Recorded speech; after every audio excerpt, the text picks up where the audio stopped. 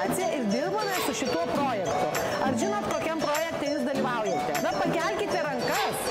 Kas iš jūsų jau mokėjo plaukti? Aš jums linkiu visiems išmokti plaukti visais 4 būdais.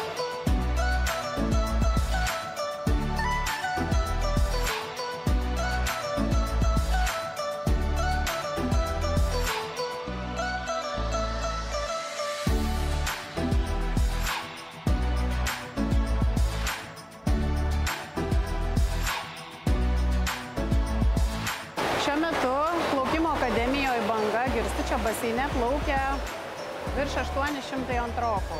Pati asmeniškai su šio projektu mokausi plaukti ir saugiai elgtis vandenyje, dirbu 9 metai. Kasmet antrokų skaičius daugėja, vis daugėja įsitraukiančių mokyklų.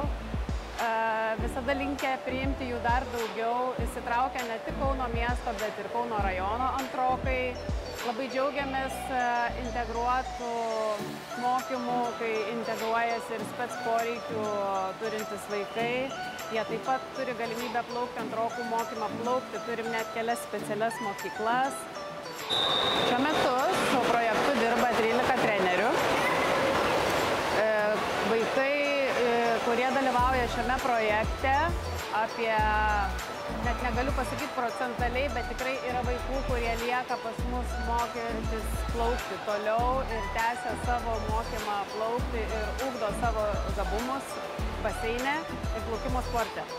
Į bendro ugdymo mokyklas šiuo metu yra įtraukiami ir spec poreikių vaikai. Su visais vaikais kartu jie atvažiuoja į baseiną ir mūsų baseine plaukia kartu su visa klase.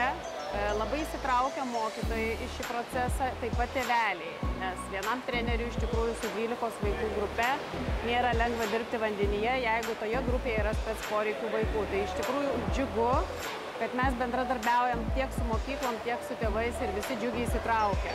Mūsų baseinas, plaukimo akademija suteikia galimybę ir atskiroms mokykloms, būtent specializuotoms šiems vaikams, suteikti galimybę mokytis plaukti, tai yra apskritai atskira grupė, kur turime negilų baseiną, su 6 vaikų grupe dirba 2 treneriai ir patys 2 treneriai yra vandenyje ir netgi tėveliai. Kviečiam tėvelius tų vaikučių, jie iš tikrųjų labai džiaugiasi šio projektu, atvažiuoja, dalyvauja, padeda apsirengti, nusirengti, net lipa kartu į vandenį su vaikais. Iš tikrųjų tokia veikla džiugina ir šis projektas džiugina būtent ypatingai šias mokyklas, nes jie niekada iki šiol to neturėjo.